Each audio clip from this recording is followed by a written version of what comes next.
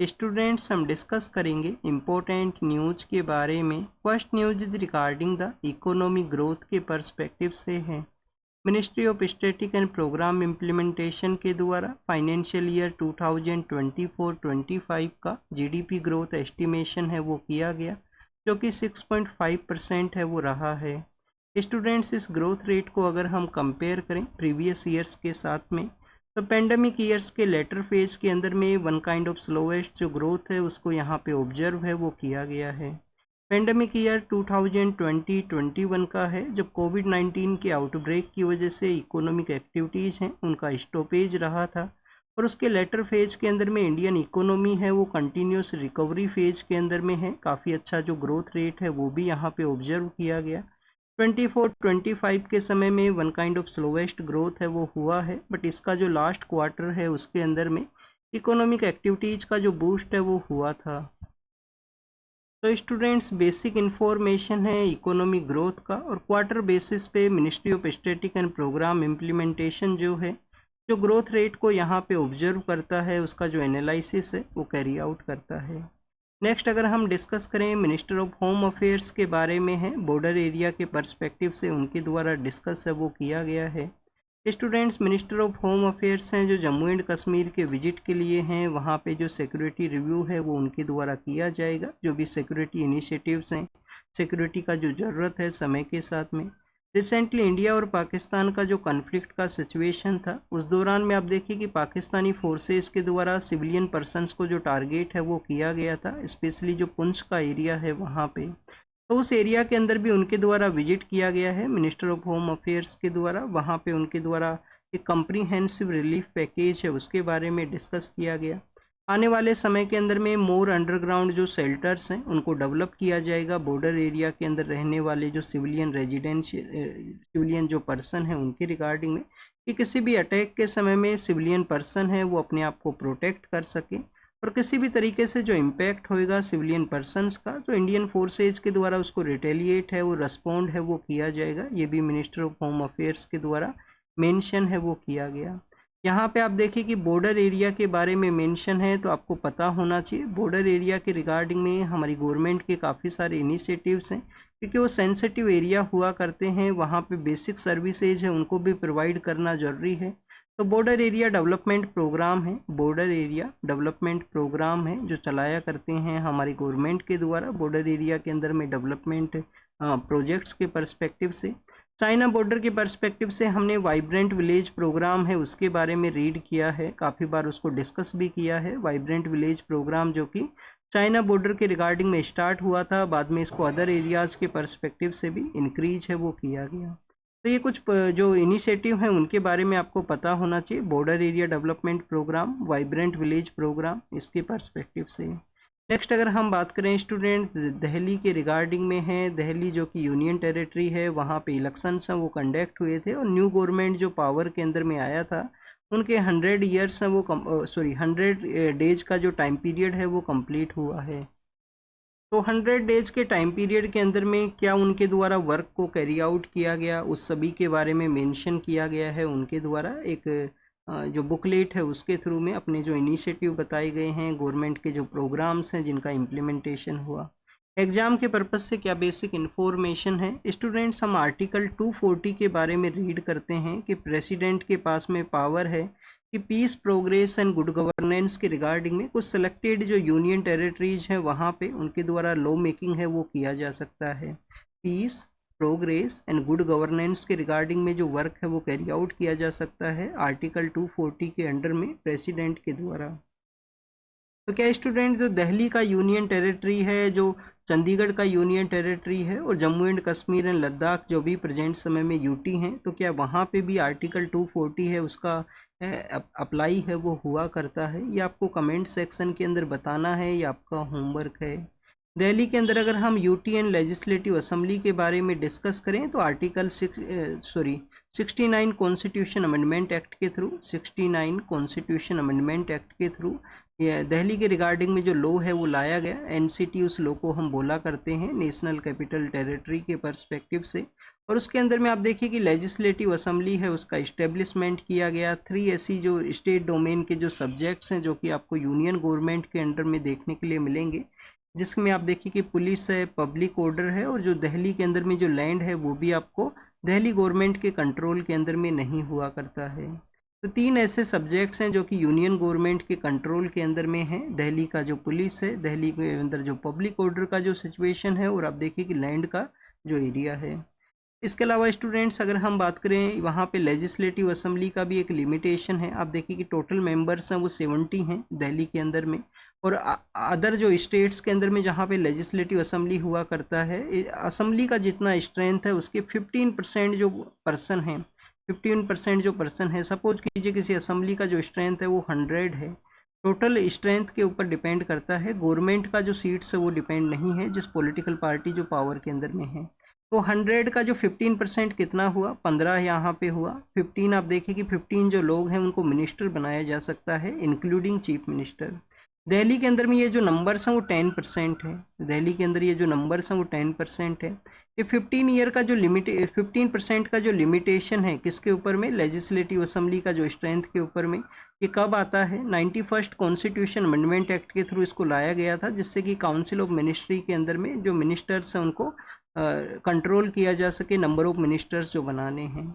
हमारे जो defence minister हैं राजनाथ सिंह जी, उनके द्वारा एक स्टेटमेंट दिया गया कि पाकिस्तान के द्वारा कोई भी डिस्कशन है उसको करने से पहले इंडिया के साथ में अगर उनको कोई डिस्कशन करना है, तो जो टेररिस्ट पर्सन है जो इंडिया के द्वारा भी डेजिग्नेटेड है टेररिस्ट, यूएन के द्वारा भी उनको टेररिस्ट है वो डेजिग्नेट किया गया है, जिसके अंदर में लश्कर ए तैयबा नाम का जो टेरर ऑर्गेनाइजेशन है, लश्कर ए तैयबा, जिसके चीफ हैं वो कौन है स्टूडेंट्स, हाफिज सईद हैं, लश्कर ए तैयबा।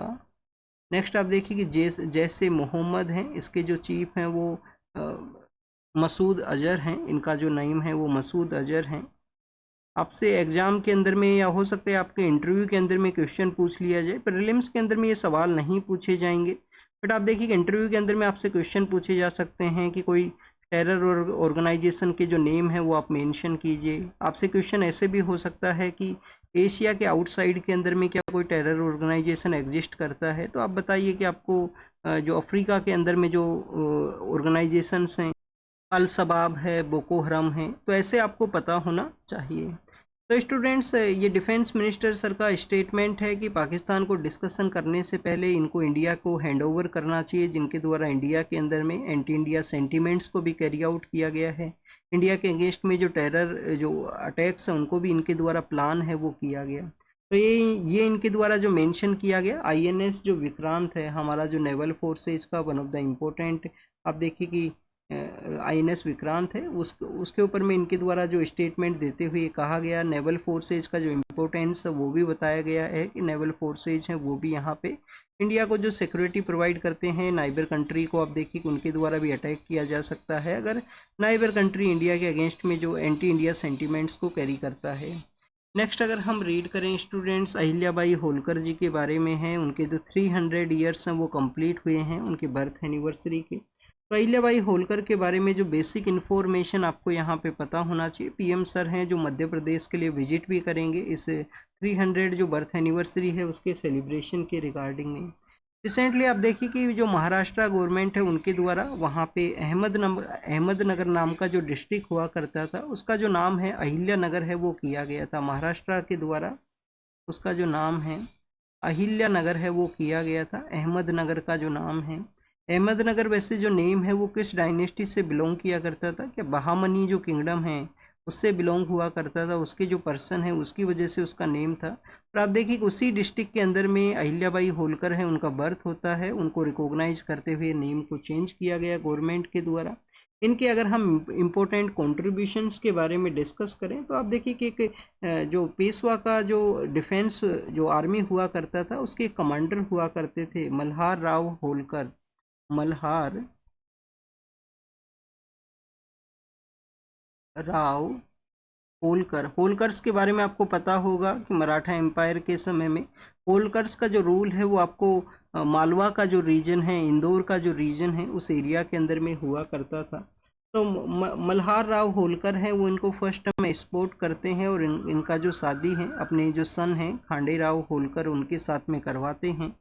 शादी उनके साथ में करवाते हैं, बट आप देखिए कि इनके जो हस्बैंड हैं अहिल्याबाई होलकर के, उनका डेथ होता है बैटल ऑफ कुम्भीर के अंदर में। कुम्भीर नाम की जो जगह है, बैटल ऑफ कुम्हीर, कुम्हीर नाम की जो जगह है भरतपुर के पास में है, राजस्थान के अंदर में।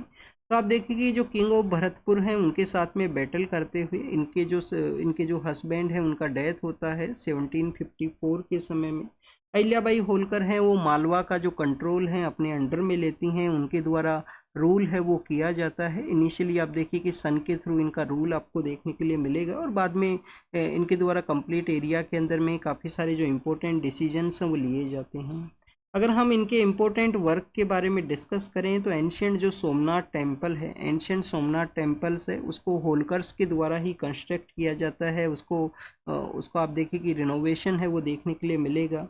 फिलोसफर क्वीन का इनको टाइटल है वो भी दिया गया था। जॉन की नाम के जो एक यहाँ पे हिस्टोरियन हैं, जॉन की नाम से जो हिस्टोरियन है उनके द्वारा इनको फिलोसफर क्वीन का जो टाइटल है वो दिया गया था। और गया के अंदर में आप देखिए कि विष्णुपद टेम्पल है, उसका भी जो कंस्ट्रक्शन है होलकर डायनेस्टी का जो क्वीन है अहिल्याबाई होलकर उन्हीं के द्वारा करवाया जाता है। तो ये बेसिक इनके कुछ कंट्रीब्यूशन के बारे में था। फिलोसफर क्वीन के बारे में आपसे सवाल पूछा जा सकता है। नेक्स्ट अगर हम बात करें स्टूडेंट्स, बॉन्डेड लेबर का जो प्रैक्टिस है उसके बारे में है। इंडिया के अंदर में जो बॉन्डेड लेबर का जो एक्टिविटी है वो बैन है। बॉन्डेड लेबर एक्टिविटी क्या है कि किसी मनी लेंडर से किसी पर्सन ने पैसे लिए, पैसे अगर पे नहीं किए हैं तो उसके सब्सटीट्यूट के रूप से या उसके इक्विवेलेंट वे के अंदर में आप अपना जो लेबर एक्टिविटी है उसको कैरी आउट कीजिए। यहाँ पे एक ट्राइबल कम्युनिटी का जो स्टोरी है वो बताया गया है कि कैसे ट्राइबल वुमेन है जो पैसे लेती हैं, पैसे लेने के बाद में उनके जो सन हैं उनको लेके चले जाते हैं। उनके द्वारा जब पैसे जो रीपे हैं वो नहीं किए गए और उनका जो सन का अभी रिसेंटली जो डेथ है उसको भी यहाँ पे ऑब्जर्व किया गया इस न्यूज़ के अंदर में। तो बॉन्डेड लेबर का जो एक्टिविटी है वो बताया गया है। अगर हम बात करें स्टूडेंट्स, यहाँ पे जो ट्राइबल कम्युनिटी हैं जो आंध्र प्रदेश एंड तेलंगाना के वहाँ पे हुआ करती हैं, तो यानादीज के नाम से इस ट्राइबल कम्युनिटी को हम जाना करते हैं। इंडिया के अंदर में क्या बॉन्डेड लेबर जो यहाँ पे जो एक्टिविटी है वो बैन है? यस स्टूडेंट्स, बैन है कम्प्लीटली। हमारे यहाँ पे लॉ है उसके इम्प्लीमेंटेशन के अंदर में। चाइल्ड लेबर है वो भी हमारे यहाँ पे बैन है कि चाइल्ड लेबर का जो एक्टिविटी है वो भी नहीं होना चाहिए किसी भी तरीके से। और स्पेशली आप देखिए कि 14 ईयर्स तक जो कि अलाउ है एजुकेशन के रिगार्डिंग में, तो उसके अंदर में तो किसी तरीके का जो चाइल्ड लेबर एक्टिविटी है वो होना ही नहीं चाहिए। नेक्स्ट अगर हम बात करें स्टूडेंट्स, यहाँ पे मणिपुर के पर्सपेक्टिव से है। हमारे जो होम सेक्रेटरी हैं वो मणिपुर के विजिट के लिए जाएंगे। रिसेंटली वहाँ पे जो प्रोटेस्ट है वो देखने के लिए मिला था। और आप देखिए कि सुरुई लिली नाम का जो फ्लावर फेस्टिवल है उसको भी वहाँ पे ऑर्गेनाइज किया गया था। उसी दौरान में किसी तरीके से ऑब्जेक्शन के पर्सपेक्टिव से एक प्रोटेस्ट है वो इमर्ज होता है। सिक्किम के अंदर में कौन सा रिवर फ्लो किया करता है? तो मेजरली जो सिक्किम के अंदर रिवर फ्लो करता है वो तीस्ता रिवर है। तीस्ता नाम का नदी है। सिक्किम के बाद में कहाँ पे जाता है ये रिवर? वेस्ट बंगाल के अंदर में। इंडिया के अंदर में इन 2 स्टेट्स के अंदर में इस तीस्ता रिवर का फ्लो हुआ करता है। तो उसी रिवर का जो जॉर्ज एरिया है उसके अंदर में आप देखिए कि व्हीकल का फॉल होने की वजह से कुछ पॉलिटिकल लीडर हैं जो उड़ीसा से बिलोंग किया करते हैं, वो मिसिंग सिचुएशन के अंदर में हैं। रिवर का पता होना चाहिए। तीस्ता रिवर 2 स्टेट से फ्लो करता है, सिक्किम से और वेस्ट बंगाल से। सिक्किम के अभी 50 ईयर्स भी कंप्लीट हुए हैं। इंडिया के अंदर में जो स्टेटहुड इनको ग्रांट किया गया था। अरुणाचल प्रदेश के बारे में है। विलेजर्स आप देखिए कि जो डैम प्रोजेक्ट है, जो बांध बनाना है, उसके अगेंस्ट में विलेजर्स का यहाँ पे एक प्रोटेस्ट है वो स्टार्ट हुआ है। किस रिवर के ऊपर ये डैम है वो बनाना है? तो आप देखिए कि सियांग नाम का जो नदी है, सियांग नाम का जो नदी है, वहाँ पे इस डैम का जो कंस्ट्रक्शन है वो कैरी आउट करना है। फिर स्टूडेंट्स न्यूजीलैंड के बारे में है। न्यूजीलैंड के जो प्राइम मिनिस्टर हैं वो भी इंडिया के विजिट के लिए आए थे मार्च के मंथ के समय में। और अब आप देखिए उनके जो डिप्टी पीएम हैं उनके द्वारा इंडिया के साथ में जो रिलेशन है उसको बताया गया है कि कैसे बोथ कंट्रीज हैं वो एक क्लोजली वे के अंदर में डिफेंस है, सिक्योरिटी है, इन सब एरियाज़ के अंदर इनका जो वर्क है वो आपको देखने के लिए मिलता है। आप देखिए कि इंडिया को जिस तरीके से इंडिया पीस को प्रमोट करता है इंडो पैसिफिक रीजन के अंदर में, सेफ एंड सिक्योर रीजन की ये बात करता है, तो न्यूजीलैंड के लिए इंडो पैसिफिक रीजन है वो इम्पोर्टेंट है। और सी एरिया के अंदर में सी पायरेसी के इंसिडेंट्स को भी डील करने के रिगार्डिंग में इंडियन नेवल फोर्सेज का एक इम्पोर्टेंस है, तो उसको भी यहाँ पे मेंशन है वो किया गया है। न्यूजीलैंड के बारे में आपको पता होना चाहिए, रिसेंटली जो सिविल सर्विस प्रीलिम्स का एग्जाम कंडक्ट हुआ था उसके अंदर में टाइम जोन के पर्सपेक्टिव से एक क्वेश्चन है वो पूछा गया था। स्टूडेंट्स क्या इंडिया के अंदर भी टाइम जोन जो एग्जिस्ट किया करते हैं, 2 टाइम जोन हमारे यहाँ पे कंट्री के अंदर में है, तो आप देखिए कि हमारे कंट्री के अंदर में आपको एक ही टाइम जोन है वो देखने के लिए मिलेगा। 82.5 जो लॉन्गिट्यूड है, 82.5 जो लॉन्गिट्यूड है उसको बेसिकली आप देखिए कि इंडियन मेरिडियन के नाम से भी हम जाना करते हैं। ये 82 जो डिग्री है उसके ऊपर ये लॉन्गिट्यूड है वो सिचुएटेड है। ओरिजिनली जो 0 डिग्री है वो हुआ करता है Greenwich mean time, Greenwich mean time है वो 0 डिग्री है, 82.5 है। टोटल हमारा जो लॉन्गिट्यूड्स हैं वो अर्थ के ऊपर कितना हुआ करती हैं, टोटल जो लॉन्गिट्यूड्स हैं वो आप देखिए कि हमारे यहाँ पे 360 हुआ करती हैं। और अर्थ अपने एक्सिस के ऊपर में आप देखिए कि घूमा करता है, 24 आवर्स का समय लगता है यहाँ पे घूमने के अंदर में। तो 1 degree equal to the 4 minute का आपको एक जो बेसिक कैलकुलेशन है वो यहाँ पे आएगा कि 1 degree equal to the 4 minute है। 82.5 को आप 4 से आप मल्टीप्लाई करते हो तो आपको देखिए कि 5 आवर्स और 5.5 आवर्स का जो समय मिलेगा, मीन्स 5 आवर्स एंड 30 मिनट हैं वो जो इंडिया यहाँ पे अहेड है ग्रीनविच मीन टाइम के।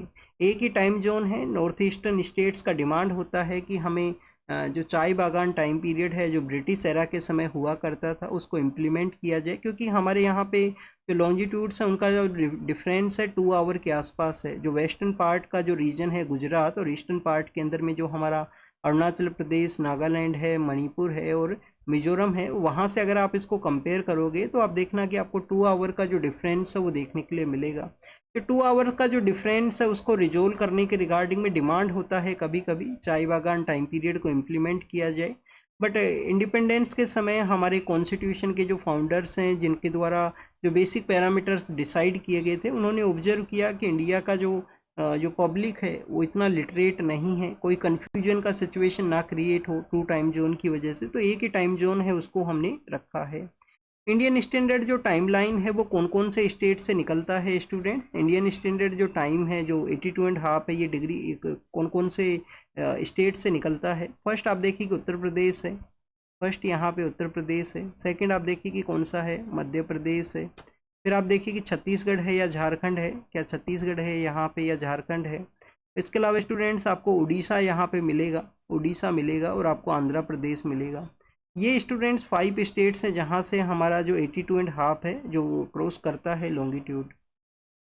नेक्स्ट अगर हम बात करें स्टूडेंट्स यहाँ पे जो हमारे कम्युनिकेशन के जो मिनिस्टर हैं उनका एक इंटरव्यू है, उसके अंदर में उनके द्वारा काफ़ी कुछ जो पैरामीटर्स हैं उनके बारे में डिस्कस किया गया है।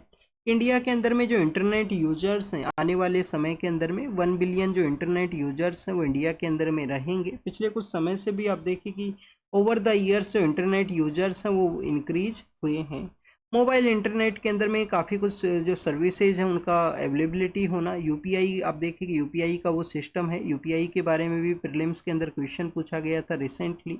और यूपीआई आप देखिए कि वो सिस्टम है जिसके थ्रू हमारे यहाँ पे डिजिटल ट्रांजेक्शन्स हैं वो बूस्ट हुए हैं। मोबाइल इंटरनेट के थ्रू ये सब चीज़ें आपको देखने के लिए मिलती हैं। कनेक्टिविटी भी बूस्ट हुआ है, ओवर द ईयर इंफ्रास्ट्रक्चर है वो भी बूस्ट हुआ है, यूजर्स यहाँ पे अगर बूस्ट हुए हैं तो। नेक्स्ट आप देखिए कि अभी रिसेंटली इंडियन मोबाइल कांग्रेस है, इंडियन मोबाइल कांग्रेस को ऑर्गेनाइज किया गया था और उसका बेसिक थीम रखा गया था innovation to transformation. Innovation to transformation का जो बेसिक थीम है वो रखा गया था इंडियन मोबाइल कांग्रेस का। तो उसी के अंदर में आप देखिए कि number of date mobile user बताया गया है, इनके द्वारा मेंशन किया गया कि जो पर कैपिटा जो यहाँ पे जो जीबी जो यूज़ किया करते हैं वो 9 रुपये का यहाँ पे बताया गया है। तो one of the cheapest internet का अवेलेबिलिटी यहाँ पे एक रीजन है। इसके अलावा गवर्नमेंट के द्वारा जो प्रोडक्शन लिंक इंसेंटिव स्कीम है जो प्रोवाइड की गई है कम्युनिकेशन सेक्टर के अंदर में, और प्रोडक्शन लिंक इंसेंटिव स्कीम के अलावा भारत नेट का जो इनिशिएटिव है स्टार लिंक के समय में, स्टार लिंक का जब इनसे क्वेश्चन पूछा गया तो भारत नेट के बारे में इन्होंने बताया है। ऐसे ग्राम पंचायत हैं जिनको कि इंटरनेट कनेक्टिविटी दिया गया है, यूनिवर्सल सर्विस ऑब्लिगेशन जो फंड है उसके थ्रू में इंटरनेट का कनेक्टिविटी हुआ है, इंफ्रास्ट्रक्चर का यहाँ पे बूस्ट हुआ है। हमारे जो गवर्नमेंट स्कूल्स हैं उसके अंदर में एनरोलमेंट है उसको बूस्ट किया जाए, तो ये सेंट्रल गवर्नमेंट के द्वारा स्टेट गवर्नमेंट से कहा गया है कि आप यहाँ पे एनरोलमेंट है उसको बूस्ट करने के रिगार्डिंग में कुछ एक्टिविटीज़ को कैरी आउट कीजिए। नेक्स्ट आप देखिए कि आपको काफ़ी बार देखने के लिए मिलेगा कि जो गर्ल्स हैं उनका एनरोलमेंट है वो इंक्रीज होता है, बट अगर आप उसको ऑब्जर्व करोगे तो वो आपको देखने के लिए मिलता है कि काफ़ी सारा ऐसा फैमिलीज हैं जो गर्ल्स को बेसिकली गवर्नमेंट स्कूल के अंदर में सेंड करेंगे। उनका एक आपको इस तरीके से जो मिथ भी देखने के लिए मिलेगा, और आप देखिए कि वन काइंड ऑफ रियलिटी भी है। रियलिटी क्यों है? क्योंकि ओवर द ईयर्स जो गवर्नमेंट जॉब है, जो गवर्नमेंट टीचर्स हैं उनको रिलैक्सेशन प्रोवाइड होता है। रिलैक्सेशन वन काइंड ऑफ देखिए कि रेगुलेशन ना होना, क्वालिटी स्टूडेंट्स का ना आना, प्रॉपर रेगुलेशन ना होना, कुछ ऐसे रीजंस हैं जिसकी वजह से आपको देखने के लिए मिलेगा कि गवर्नमेंट स्कूल्स के अंदर में जो क्वालिटी टीचिंग है उसके अंदर डिक्लाइन होता है।